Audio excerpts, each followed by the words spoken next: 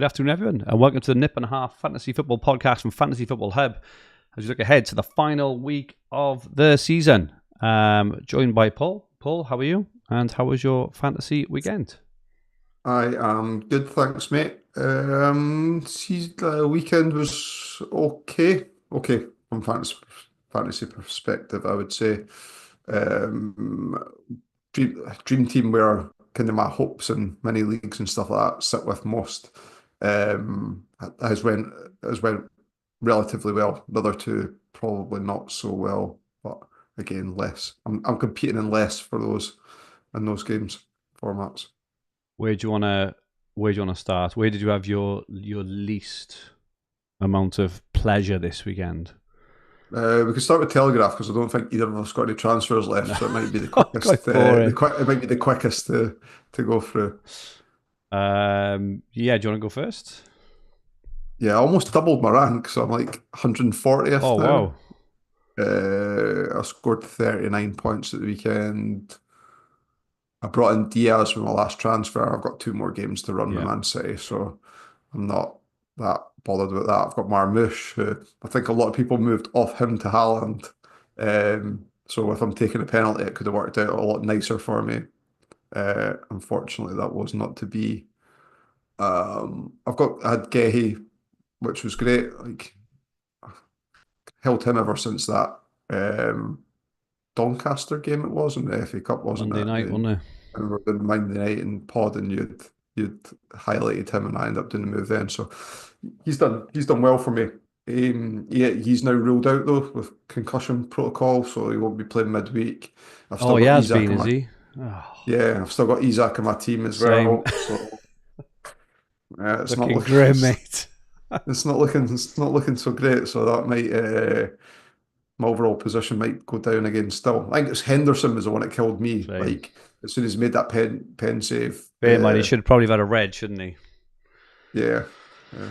But then it swings around us because if he'd have had the red, you wouldn't have had the other clean sheets, and the game would have been a bit different, and the butterfly effect and on all that sort That's of it. stuff. So Haaland may have gone and banged a couple of goals in and whatever. So yeah, interesting stuff. What about yourself? How was your week? It was going really well until about the 86th minute of the Oh yeah, West you got Ham triple, Forest game you yesterday. got triple Ian Forest defense there. Ian Parrin in the chat has said, hello all, how often is it a player you don't own becomes your best performer over a week? Pretty sure Bowen knocking out all the Forest clean sheets was that for me in TFF this weekend, and I was about 930th. I was quite fortunate, had the Milenkovic goal and the Gibbs-White goal, so I got 46 this week. I think they were the difference makers in my team from your team.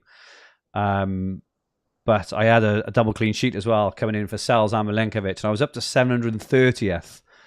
I'd made the mistake of thinking there's no way West Ham are going to score, so I checked my rank about 80th minute. I was 730th, and I was thinking, do you know what? I've got an outside chance of the top 1,000 here because there's only obviously a couple of games left, and I'm now 957th because I haven't got any Arsenal players either. And I think there's still a few, probably Ryers or Kyrgios or wherever else knocking around. So yeah, I'm definitely not going to stay in the top 1K, 957th. Unless I get something random like a Gibbs White brace on the final day. That's my only hope really, because I've got no City defence. I've got no Haaland.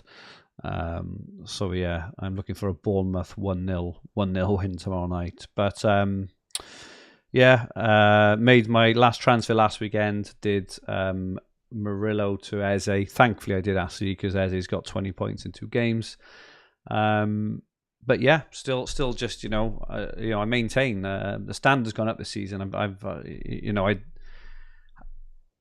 haven't had a good season still, but it's hard. It's hard to move, and there's still quite a lot of average. There was last week or the week before. The average transfers in the top 1K and top 100 was still like 4 or 5, which is absolutely unheard of. It's only like 1 Yeah. at this time of the season. So the standard has definitely improved, and just well played to everyone who's had a good season. You've had a good year, Paul. In this, I know you dropped the touch now, but 140. It's still good. when you think of all the excellent managers and excellent performances that have gone in. So just well played everyone who's had a good season. You touched on like the City game tomorrow night against Bournemouth. What do you think? I know kind of second guessing like Pep and Glasner and this. What do you think in terms of the key players tomorrow night that will or won't start? Like maybe start with Eze. Do you think he starts tomorrow night? I just can't see why not. I suppose we had this conversation briefly about DreamTeam, didn't we, on Friday? And unless he's gone De out. Bruyne's the one that maybe there's more question marks over, right? Just I don't based on the think fact so. his age and I just think he 90 minutes, high intensity I game. think he plays, mate. It's his last game for Man City. It's just it's his last game. He's in the team on merit. He proved that on the weekend. As in I don't think he played particularly well. I just mean he's in the FA Cup final starting 11. So I do think he's still in that first team on merit. They need to win. It's his final game. I just can't see why he wouldn't be. Unless Eze and Mateta looks a bit of a party animal and his minutes have been sort of managed. But unless they've gone out and got absolutely steaming, ruined drunk, on Saturday night, which I don't know whether that's even a thing nowadays with these professional athletes, because they can't afford to do it to their bodies. It's not like Merce and Tony Adams here anymore, is it? It's just a different culture nowadays. So I don't know. Well, it was I guess more the concept that I know that all the European teams play every 3-4 days, but it was 3 days ago, very, very high intensity game.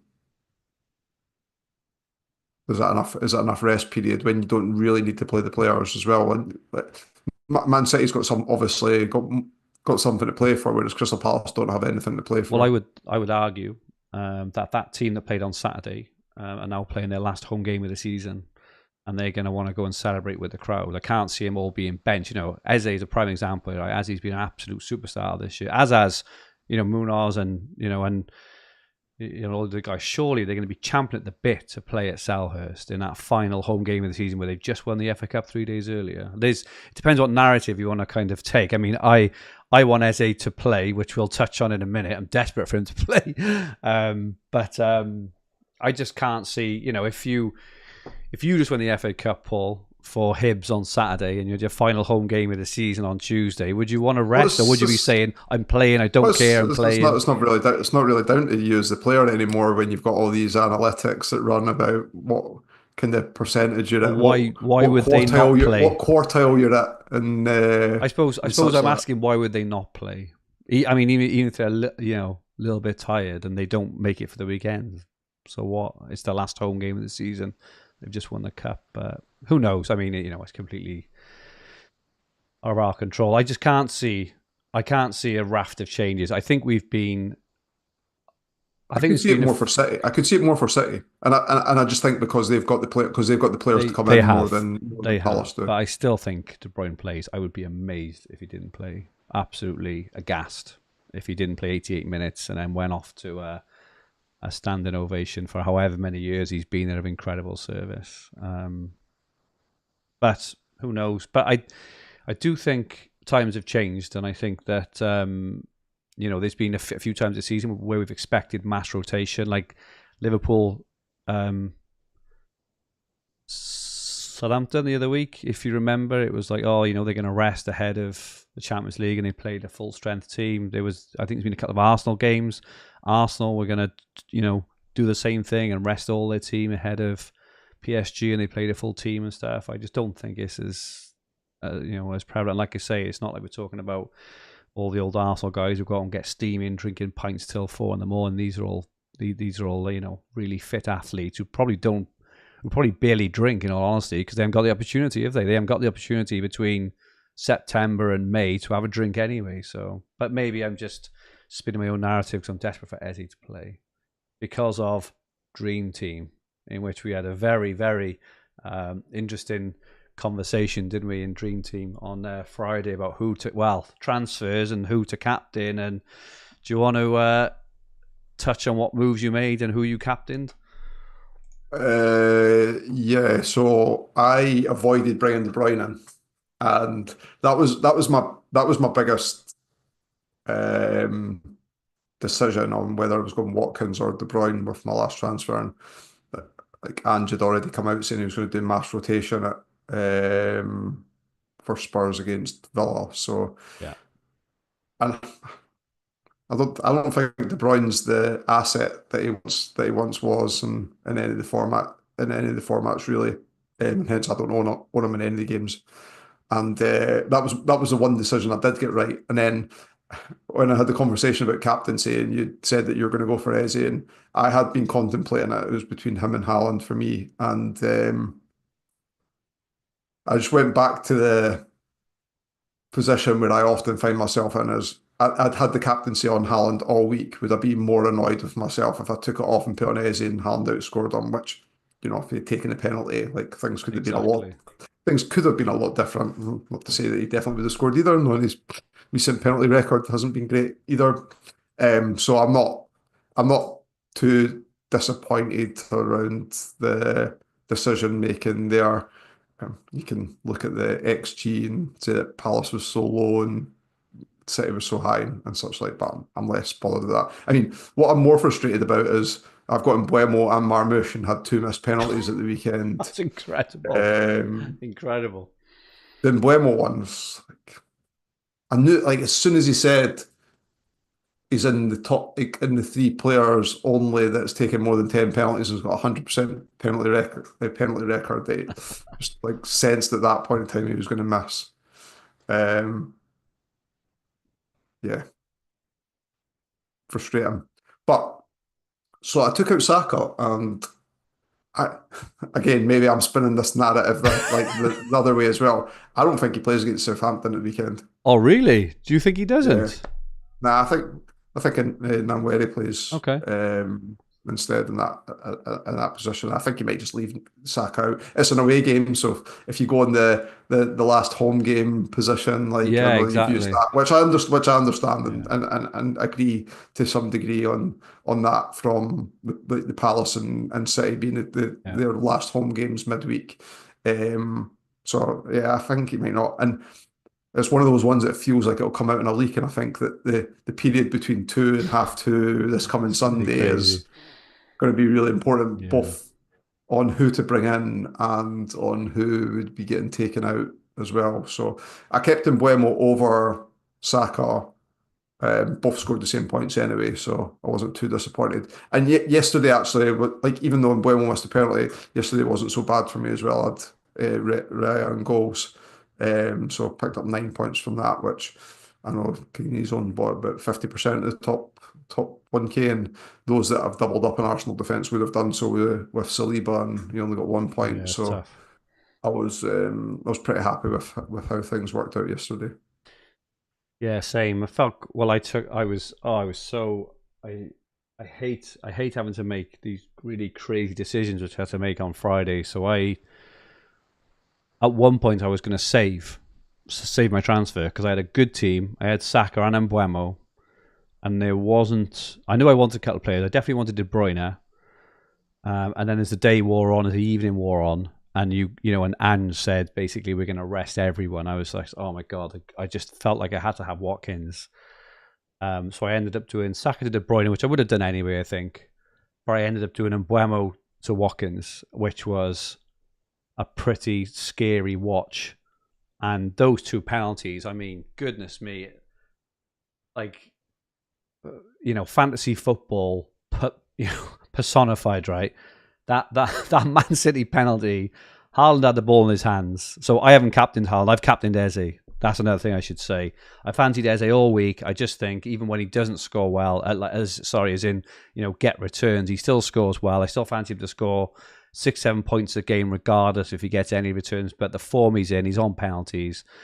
I just fancied it, and then I looked at Haaland, the form he's in, the form Man City are in. I didn't fancy him. I've obviously probably lucked out a touch on the weekend, but we're only halfway, and I'm very, I'm very aware of that, and I fully expect Haaland to play midweek. I think Eze will play as well midweek. I think Haaland will probably play the full sort of 80 or 90. Like Eze probably gets 70 maybe. But yeah, the penalties. I mean, the ball's in Haaland's hands, and I'm like, oh goodness me, this is going to be painful now.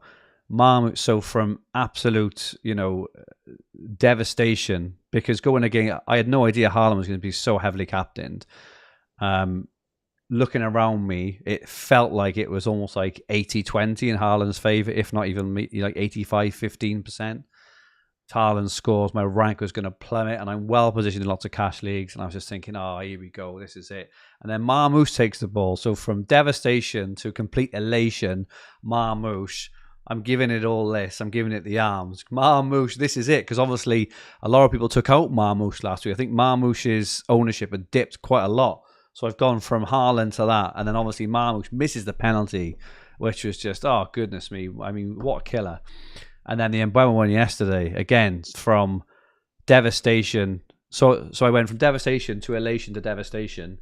But yesterday, from devastation that Mbeumo got, obviously scored. Then he got the penalty, and I'm thinking, oh my goodness me! And then he missed it. Well, just you can't write it like fantasy football. It just finds ways of concocting these stories of which you just can barely comprehend. Like, imagine the odds on Haaland having the ball, giving it to Marmoush, and Marmoush missing, and then Mbeumo missing a penalty on the same weekend. Especially considering, the kind of stories around me keeping Marmoush, selling Mbeumo. It's just insane. And yeah, it's what fantasy football is all about. But it worked. It kind of worked out for me yesterday, because I think the Mbeumo penalty would have really, really hurt me yesterday. But yeah, there's the second half of the week to kind of play. So I got 66 points in a decent week. Munoz was unlucky, and his ownership was actually lower than I thought, I think, or maybe lower in the top 1K actually. I think he's like 85 or 90% owned in the top 100, but another goal, a goal there on top of all that. You'd have had a 19 or 20 pointer, which is crazy. So, but yeah, we're only halfway, fully aware of that. Say in your team, everyone starts at the weekend. Like, so, because we could caveat this to death about who's going to start and who's not going to start, right? What's your thinking for next week? I think I'm probably going to make a defensive move in Cucurella, because I'm not sure if he plays on the weekend, but he's hurt me again. Again, he was another one who hurts, right, with the clean sheet and the goal. So I think I'm bringing Cucurella in.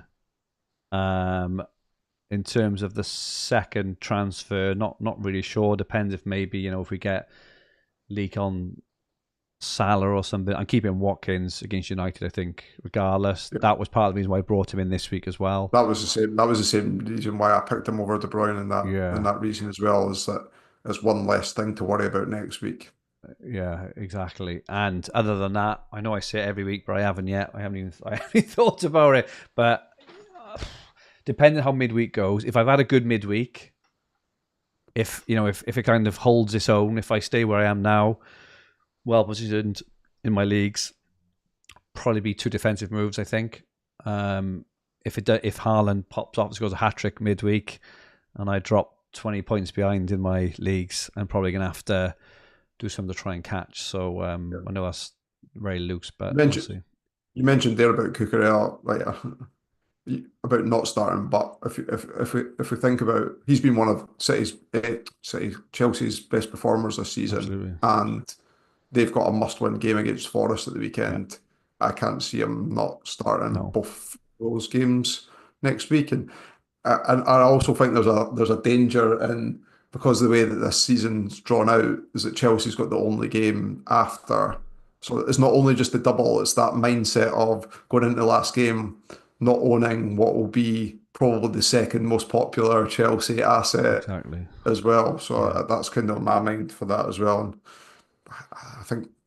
I think for that reason, Palmer will start both games as well, and hence why I'm most likely just to captain Palmer. He very seldom blanks, like he'll pick up the points in the format of the game anyway. So if you're doubling that up on double the chances over the 2, then I think I'm most likely to captain Palmer. If it's announced that Saka is starting, I'm most likely move to Saka as well. But I'm pretty open on my other move. I haven't really thought about captaincy either. I'll be Palmer, wouldn't it? It'll be Palmer. Yeah, good stuff. FPL, I had a bit of a nightmare. I had one of my, I've been so good all season. I haven't had one of those moments, one of those 5 minute before the deadline moments. I had one this week, and I bollocks my team up. How was your FPL week? Yeah, but poor. 31 points so far.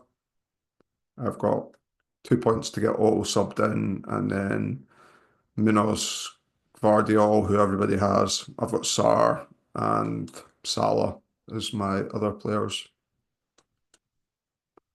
Uh, 31 points. I'm thinking of going doing a Hail Mary move this weekend. I've got nothing. I've got nothing to lose. So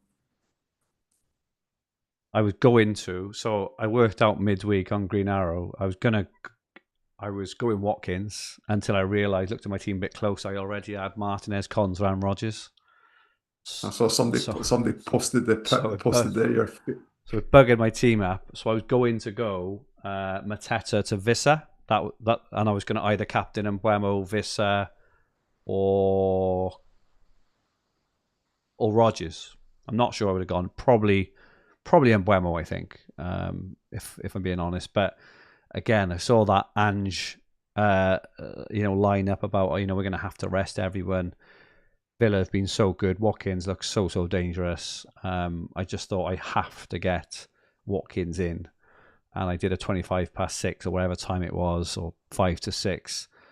Bit of a fuck it moment. I've got to do it, and I took out Konza for a hit. Not I didn't know that. I didn't know that he did that. I did not know I did not in know all that that was fairness, coming. before you grin too widely, I would have benched Konza because I have got Gvardiol, Ruben Diaz, and Munoz. So I would have benched Konza. So I did Konza to Burn because Burn's home to Everton on the weekend, and I did Mateta to Watkins captain, but dreadful so far. I have got a few more players than everyone else, but I'm on 27 minus 4. But I have got 1, 2, 3. I think I've got 6 to play, whereas most have got 4. I've still got Guardiola, Munoz, Ruben Diaz, Salah, Sarr, and Cunha. I've got Murphy, same as you, coming in for Isak, which is quite sad. But yeah, a bit of a crappy finish to the season, unless I get, unless Sarr gets a brace and Cunha scores in a 2-1 win to Palace or something, I've got half a chance of clawing it back. But yeah, it's looking grim. So that was disappointing. What are you doing on the weekend? What's your Hail Mary going to be? Do you know?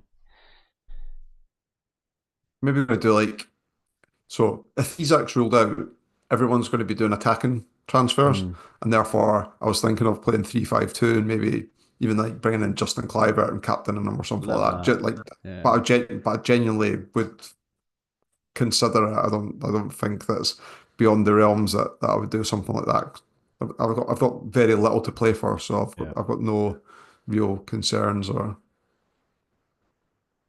I think I'm going to do well. My plan move, sort of objectively, without thinking about the Hail Mary, was Isak to Evan Nielsen and captain.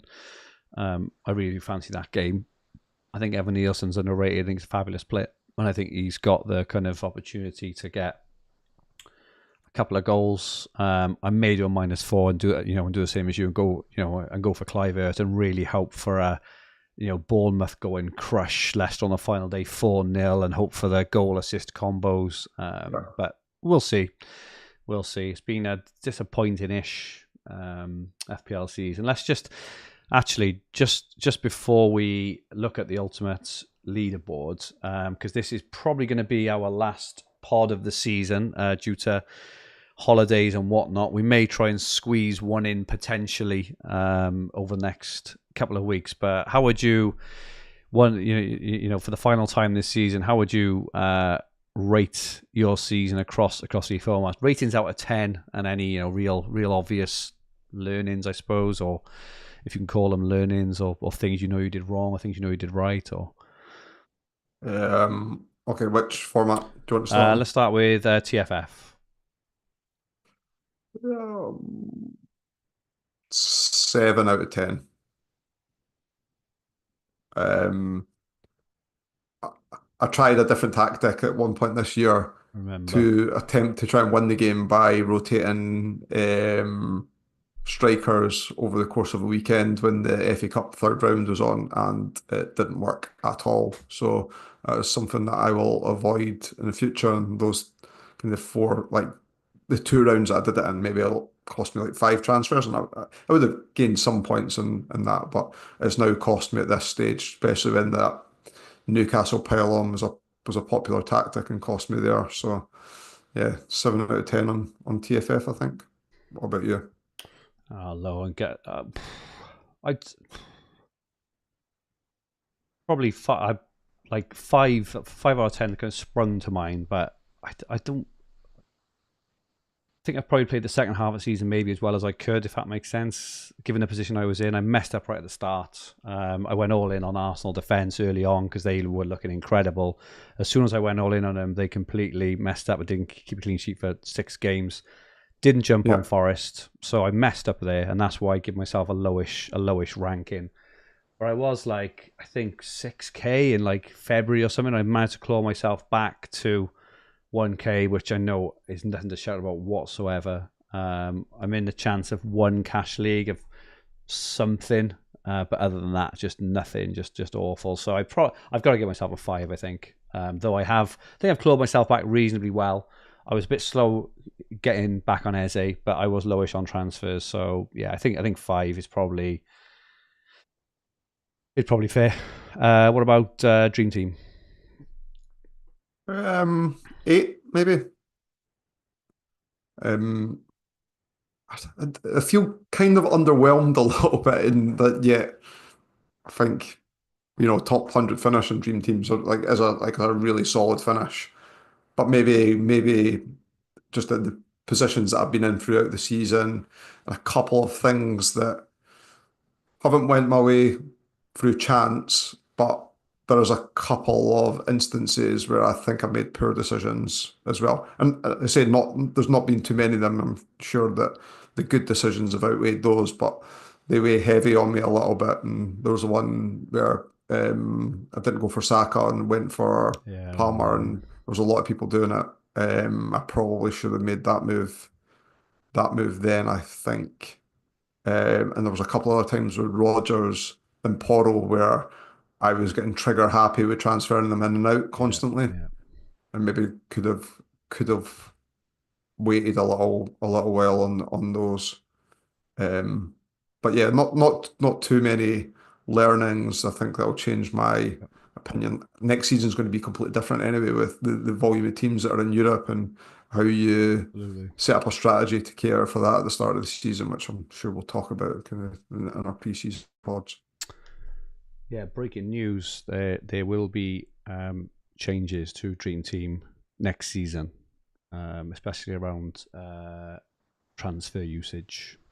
So, not been completely confirmed yet, but definitely in the pipeline for next season. I'd probably give myself a 8.5 to 9. I'm currently 28th overall. Obviously, I'm quite reliant on Eze holding Haaland out midweek. That could all go wrong. That 8.5 could turn to a 7 if Haaland scores a hat trick and Eze doesn't play or whatever else. But I think overall, I've learned so much about the Dream Team game over the years. Around it's such a momentum game, and I had a lot of momentum kind of over the Christmas period going to the new year, and you can feel it. You can feel it in Dream Team. It's like you can feel you're one step ahead of the curve. You're making good forward-thinking transfers, and I think there was a period where we kind of switched, wasn't there, where I was suddenly chasing and you were making forward, and that's when you flew up the rankings, almost got alongside me, and then it kind of flipped again, didn't it? I think in the last maybe 3 weeks, you've been transferred behind me, and I think one of my strengths is looking forward and potentially bringing players in a week or so earlier than everyone else. Not even so that they haul that week, but if I've got a 50-50 between an exciting single game week player or a stalwart double game week player I'm going to have in for 2 months, I'll go for the stalwart player. And even though I may lose out on a few points that week, I'm ahead of the curve in terms of transfers. I think Gvardiol was a good example of that.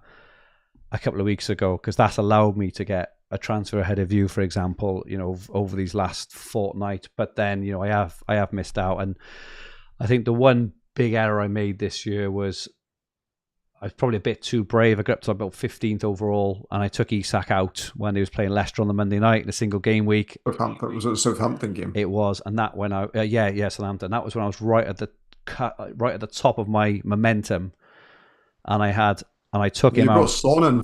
Was it Son I that you did, brought in? I did, but then I had to use a transfer to get Isak back in the following week or something along those lines. So that set me back, but that's like they're the margins as well in terms of even Isak smashed it, got 18 points or whatever he got. Son got 12, right? But I had to go from Son back to Isak, and people were already on Isak making a forward move, and that's when I feel like I lost my momentum. So yeah, it's been a good year, doing well in cash leagues and stuff. So yeah, happy with that one. FPL just completely meh. I don't feel like I've made too many massive mistakes apart from this week. I just find it a struggle. I think next year I'm gonna have to find a bit of a new way to play. I think creating content on Green Arrow has made me a bit of a very boring and predictable manager, and almost scared to make these brave calls that I do sometimes make in Dream Team and stuff. And I need to really think over the summer how I want to play, because I haven't finished top 100k for like 3 or 4 seasons, and it's just it's a culmination of being boring. And then when I do go for like a bit of a Hail Mary, they obviously don't work out as often as they work out. So I'd probably give myself a very 5 or 6 out of 10, but I need to reinvent myself in FPL. Yourself? Yeah, pretty similar. Maybe 5.5 out of 10. Holding on to Haaland. So I can look at this two ways, because I think if you look at XG from a player that usually punishes chances, and Haaland missed so many, like the swings over that kind of month Yeah, it was period, insane, wasn't 6-week it? period was ridiculous. Um, but maybe there's a stubbornness that comes attached to that as well. So definitely could have played it better, and it just feels like I'm treading water since I finally did make the move and everybody did the same. And like there's so much content in there, but you all kind of diverge towards a similar setup. Like use a wild card in this week, and actually, and I'll chalk this down to luck to some degree, is that 5 minutes when I made those transfers when before the assistant manager chip got Yeah. announced, going into that game week absolutely killed me, when I could have had a stronger run in if I'd just waited off 10 minutes. I had a like break at work at that time, so felt like I had to do it then and there. But it's been pretty boring, like season in FPL. Same. We just want to say, just for the leaderboard, thanks for all who joined us, not only this evening, but obviously all throughout the season. Ian Parron is in, Windy is in, Dave Hannigan, Chris Harvey, Colin Johnston says, thanks for all the content. We'll need to play TFF for real next season as played at using Cloudy Sky. Make sure you do, Colin. It is a really, really good game. Very, very different. This is the beauty of all of all the different formats, is you need to play them all differently, but they've all got their own unique pros and cons. Stephen Whale is in. Viney has a City feeling, had mixed feelings about. As a City fan, had mixed feelings about Henderson as he kept me in top 10 in TFF. What a season, Viney! Incredible. FPL Sparta, Ray is in as well, and Chris Harvey finishes. Thank you so much for all your input. FFH has definitely helped improve me this year. We join in the Ultimate League next season. We will be running the Ultimate League again next season. Do you just want to run through it, Paul? Yep. So you're currently sitting 13th with a mini league average of 16.7. And then running down the top 10, James Ingram's dropped off a little bit this week. He's down in the reigning champs, down in 10th. Dale Pointer in 9th, Aled Wilcox in 8th. I'm sitting 7th, mini league average of 13. Ollie Poole is Ollie's flying. Well done, pulled Ollie. ahead of me. 12.7. Ian Parron also in his debut season is up to 5th, 12.3 mini league average. Well done. Well Darren done, Ian. Molloy in 4th. And then on the podium, we've got Gavin Shirley in 3rd, 8.7 mini league average. Tom Gledall in 2nd with a mini league average of 5. And then Johnny Curry way out in front. 2nd in Dream Team, 1st in TFF, 2nd in FPL. Insane. 1.7 mini league average. That is absolutely insane performance. And whatever way you cut it, like I know that the reason why we do it on mini league average is to evenly weight the 3 games as best we can. But whatever way you cut it, points or mini league averages, it would be way out in front on every which way.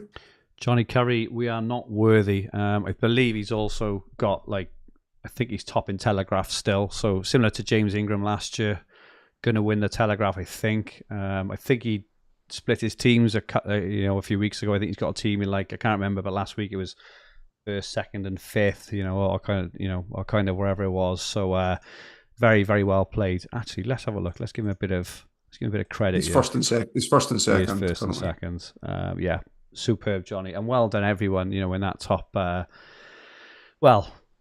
Thomas Lovell, that's 4th overall. Actually, I recognise his name I do. Sky. He was a good Sky player. He was. Yeah, good stuff. But yeah, incredibly well played, everyone. This is a tough old league. It really is. The ultimate fantasy manager. So yeah, James Ingram is about to hand over his crown because he was absolutely insane last year to Johnny this year. Very well played, everyone. Superb, and thank you so much for everyone who joined in. Whether it was for cash or whether it was for fun, we really appreciate it. And if you do want to play next year, Ultimate Leaderboard, you can play for free, right? If you want to play for free, if you want to try out the 3rd game, if you don't play Telegraph, give it a go. It's a fantastic game. If you don't play Dream Team, definitely give that a go because there's a huge cash prizes next year as well, and it's just really, really good fun. I think most play or have played FPL, haven't they? But Dream Team and Telegraph, give them a go. Enter the league. It doesn't matter where you finish. It's all a bit of fun, but it's hard. You need to do bloody well to even finishing the top sort of 20 is tough going. We've properly worked hard this year, and or am I? I'm 13th, you're 7th, or whatever it is, and we're nowhere near the top, really, are we? So good stuff. We'll try and potentially get on next week if we can. I am going on holiday straight after the end of the season, so it will be tight, but we will potentially try and get one out in the next few weeks just to wrap everything up. But we just want to say, as usual, thank you so much to everyone for joining us throughout the whole season. Hopefully you have enjoyed our journeys. Hopefully you've enjoyed our weekly chats, mutterings, natterings, complaining, and everything else. But yeah, thank you so much, and we really appreciate. We will be back next season, and yeah, we hope everyone finishes off the season in style. We hope you all win your mini leagues and have a fantastic summer. Goodbye for now.